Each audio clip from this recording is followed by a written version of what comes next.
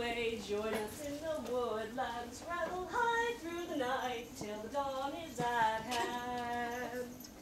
Nightingale sings and wails, she's our secret keeping. Dead of night, dark moonlight, all the men are sleeping, all the men are sleeping. Spirit, hide and dance with me, air and earth and water free. Lay your hand upon my breast, take me to your blessed rest.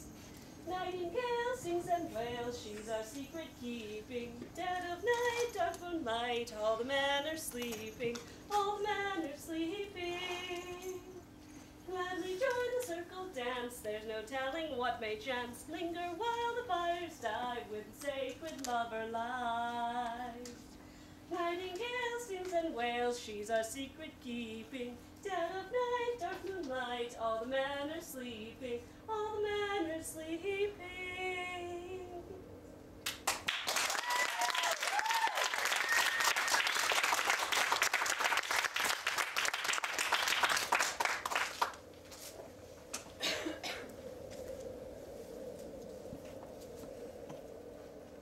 Our next speaker today has been with the Correllian nativist tradition for over 10 years. The Right Reverend Terry Power is head of Celtic Cross Temple and a host for Pagans Tonight Radio Network. Lord Terry has served as a mentor in Witch School, working with students from around the globe. He created the Correllian alphabet true type font for his second degree project and founded the Correllian Awards program. Lord Terry has written extensively on Wiccan theology and developed a workshop on ethics that has been attended by many in our tradition. In recent years, he has become a leader in the Order of Artificers and has worked to create rules for heraldic display in the Correllian tradition. Please welcome the pagan globetrotter, Lord Terry Power.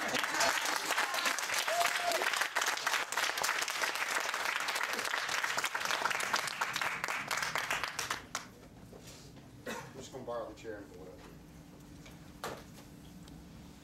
No, podium for you. So, I wasn't sure what I was going to speak about until I actually got here. And all the conversations about diversity have really reminded me of some of the people I've talked to, some of the things I've learned in the travels that I've been blessed to experience. Excuse me. And one of the things that I talk to people about, and particularly when I meet with some military groups, is perfect love and perfect trust. And what does that really mean? You know, we have different ideas about it, and Lord Don and I have spoken about it, and I'm not sure we completely agree on my concept of it, but to me it seems that we tend to have this kind of Pollyanna, pie in the sky kind of everybody loves everybody, free love kind of idea about perfect love and perfect trust, and it's never really worked for me. And so I've really done a lot of thinking and meditating, and I've spoken about this a few times. It seems to me that if we take the time to understand the nature of a thing or a person, that we've really expressed divine love. Just taking that time to understand. We don't have to have this, Pollyanna, rose-colored glasses kind of approach to it. Understanding and taking that time is love. That's really what love's all about, is understanding, taking that time. So with that in mind, I find that it's easier to go into circles sometimes with people I don't know, people I'm just meeting. And again, as I travel around a lot, and I participate with other people in their rituals and in what they're doing, I don't know these people often, so how do I, get this perfect love and perfect trust? So taking a few minutes to try to understand the people I'm with, and opening up to who they are without judgment, just knowing who they are. Helps me to work with groups like that. It helps me when we do group ritual, and then it brings up perfect trust. Well, if you understand the nature of something, expect it to act in its nature. Trust that it will be true to itself, to him or herself. People that listen to the radio show have heard me say any number of times, don't get mad at the dog because it barks. It's a dog. Understand the nature of who a person is, what a thing is, and expect it to act in its truest nature. And in my mind and in my heart, that's perfect love and perfect trust.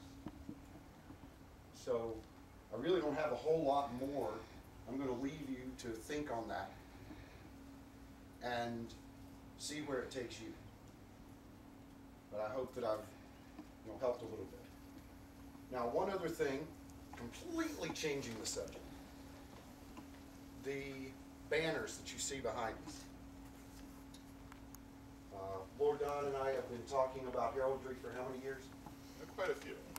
And we finally got the rules for banners and display, personal display and group corporate display, just about finalized. So we will be getting that published hopefully by mid-May in its final form. On the Order of Artificers group, how long ago? I put out a call for somebody to help make banners. January. And you answered. And thank you. These are amazing.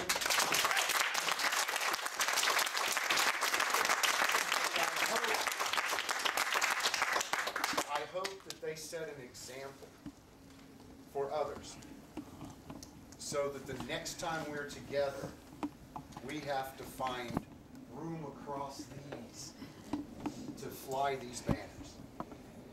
I want to see an explosion of color, because while the purple for personal display for the elders will be black for other, for the rest of personal display, the corporate banners are encouraged to be bright and festive.